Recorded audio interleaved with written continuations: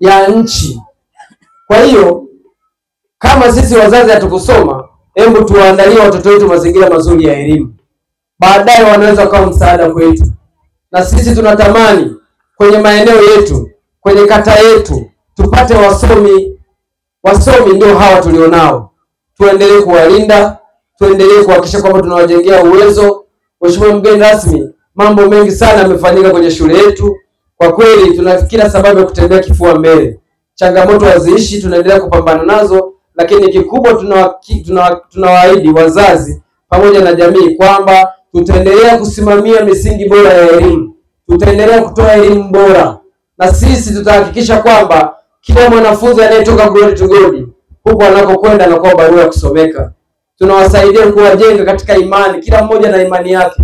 Tunaheshimu imani ya kila mmoja. Kila mmoja tunampa nafasi ya kuabudu kile anachokiamini yeye, ili tuweze kupata viongozi ambao wanamtegemea Mungu katika maisha yao. Tukipata viongozi wanaomtegemea Mungu, ninaamini wanakwenda kusimamia haki ambao watakuwa ni viongozi bora. Mheshimiwa mgeni rasmi, nafikiri risala yetu umesikia. Mimi nikushukuru kwa sababu mgeni rasmi tuliokuwa tumemwalika amekutana na changamoto, amekutuma wewe uje umwakilishe.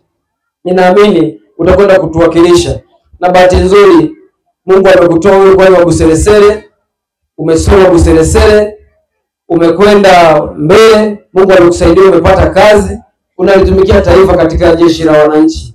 Kwa hiyo na sisi tunajivunia kuwa na vijana ambao wako serikalini wamepita mikononi mwetu. Kwa hiyo na sisi tunaendelea kuhakikisha kwamba tunaendelea kuwajengea uwezo wale watoto, na sisi hapa tunaendelea kuhakikisha kwamba shule yetu ni rafiki, shule yetu inasikiliza. Ni shule pekee ambayo unaweza ukaweka ada 20,000 na ikapokelewa. Wapi tulipo, wapi tunapokwenda. Leo kwa kweli tumekuja kwa ajili ya furaha kuaga watoto wetu. Unaona wengine wanatamani waendelee kuwepo hapa. Kwa hiyo kwa sababu tumeacha mambo ya siasa sasa, tutakuwa tunawaza sasa kuweka sekondari, ili wakitoka hapa wasio wanalia, wanajua wanaenda Glory to God sekondari. Haya mambo yanawezekana. Kwa hiyo mimi binafsi niendelee kushukuru sana, niendelee kuwapongeza wazazi, niendelee kuwapongeza walimu kwa kweli kwa kazi kubwa mnayoifanya.